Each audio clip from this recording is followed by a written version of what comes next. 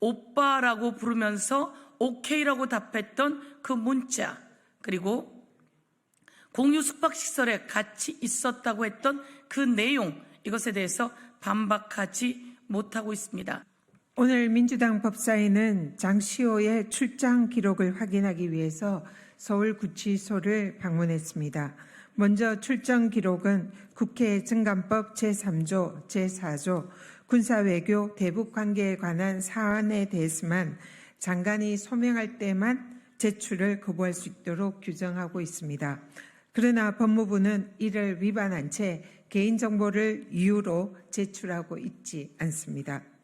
장시호의 출정 기록은 민주당, 조국혁신당 법사위원들이 여러 차례 위원회의 의결을 거쳐서 요구한 자료임에도 불구하고 이렇게 현장 검증까지 이어지게 한 법무부의 위법적인 행태에 대해서 강하게 경고하며 법적인 조치가 뒤따를 것임을 경고합니다. 장시호 법정 구속 전후 50일에 17회 검찰 출정 자체가 상식적이지 않고 이 출정 과정에서 기록되지 않은 출정 또는 검사와의 만남이 가능한 검찰 출정 시스템의 허점이 이번 현장 검사에서 여실히 드러났습니다. 구치소 검증에서 확인한 세부 사항을 말씀드리겠습니다. 첫째, 2018년 2월 11일 장시호 아들의 생일날 장시호가 특검 1112호에 출정한 기록을 확인했습니다. 이는 정다은 증인이 생일 파티 사진을 보았다라는 증언의 신빙성을 더하는 기록입니다. 김영철 검사는 이때는 이미 대검으로 자리를 옮긴 후라며 변명을 하고 있으나 어느 누구도 생일 파티의 장소가 김영철 검사실이라고 한 적이 없었습니다. 이제 특검 1112호가 누구의 사무실인지 확인해야 할 것입니다.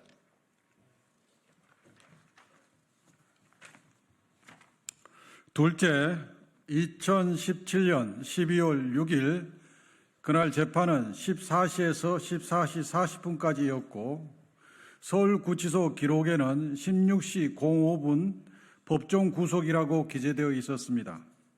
16시 05분 법정 구속이란 기재 내용에 정확한 의미가 불명확합니다.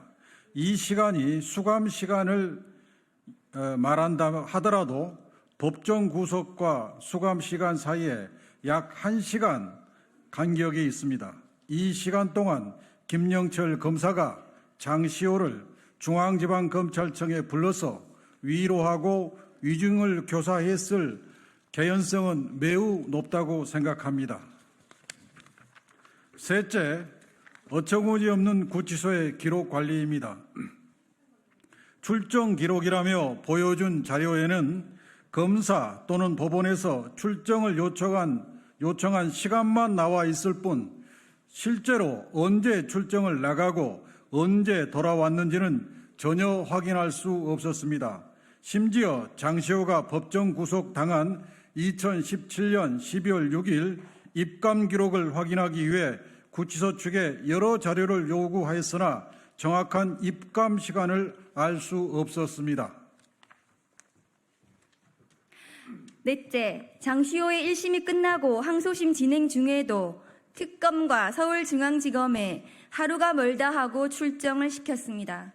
특검에 13회, 중앙지검에 3회 출정을 나갔습니다.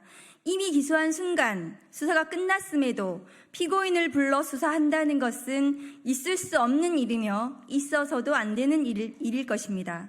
쓸데없이 이미 1심 선고가 난 장시호를 수차례 특검과 중앙지검에 부른 이유를 검찰이 밝혀야 할 것입니다.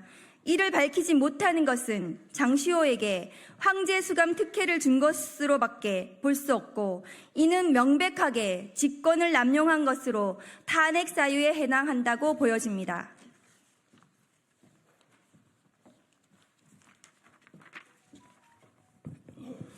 마무리 말씀드립니다. 손바닥으로 하늘을 가린다고 하늘이 가려 사라지지 않습니다. 마찬가지로 진실은 윤석열 정권이 감춘다고 감출 수는 없습니다. 오히려 드러나는 진실과 민심의 파도를 윤석열 검찰 정권만 모르고 있을 뿐입니다. 민주당과 조국혁신당은 진실을 찾는 과정이 아무리 험난하다 하더라도 국민만 믿고 나가겠습니다. 2024년 8월 19일 국회 법제사법위원회 더불어민주당 조국혁신당 의원 일동. 네, 말씀 중에 박건태 위원님 참석하셨습니다. 예, 기자회견문 낭독은 끝났는데요. 우리 서영교 의원께서 마무리 보충 설명 드리겠습니다. 저희가 끝내는 서울구치소까지 다녀오는 일이 벌어졌습니다. 서울구치소 갔다 왔더니 정확한 것은 특검에 장시호가 조사를 받으러 간 게 약 68회 정도 된다는 겁니다. 국민 여러분 이해가 가십니까? 아무리 그래도 이해가 가십니까? 장시호가 68회, 50일에 그리고 17번 해서 68회 정도 출정을 했습니다. 이것은 뒷거래가 있지 않고는 있기 어려운 내용이다라고 하는 것이 많은 사람들의 의견입니다. 너무나 많은 출정이 의혹을 사고 있습니다. 그리고 오늘 받았던 자료에 의하면 2월 11일 장시호 아들 생일입니까? 그날 그 장시호가 출정했다라고 하는 기록이 나와 있습니다. 그리고 김영철은 2월 5일 날 자기는 다른 곳으로 갔습니다라고 얘기하는데요. 2월 5일 직전인 2월 4일에도 장시호가 특검에 갔었던 기록이 오늘 확인되었습니다. 그리고 저희가 확인하는 과정에서 좀 특이한 게 있었습니다.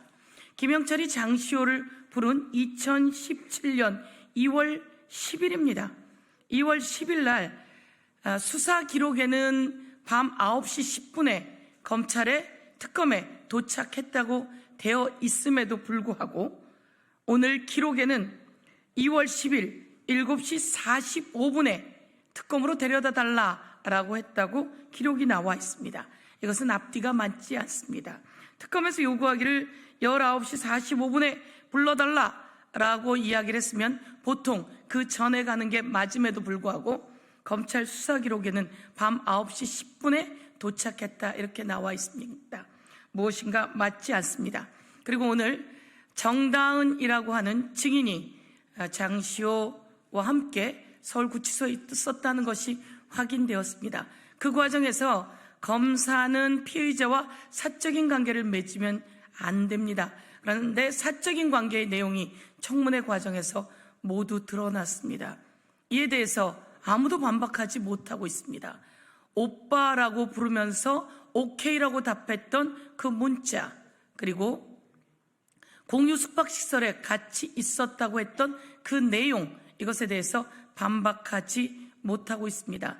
정다은 증인은 그날 숙박시설을 예약한 예약 기록과 그리고 장시호로부터 돈을 주고받은 거래 내역까지 있다고 했습니다. 그럼에도 불구하고 국민의힘이 김영철을 두둔하고 있는 것은 아닌지 참으로 안타까운 일입니다. 김영철은 잘못한 게 있으면 국회에서 이를 다 따져 잘못에 대해서 처벌하게 하는 것이 국회가 해야 될 임무라고 말씀드리겠습니다. 이상입니다.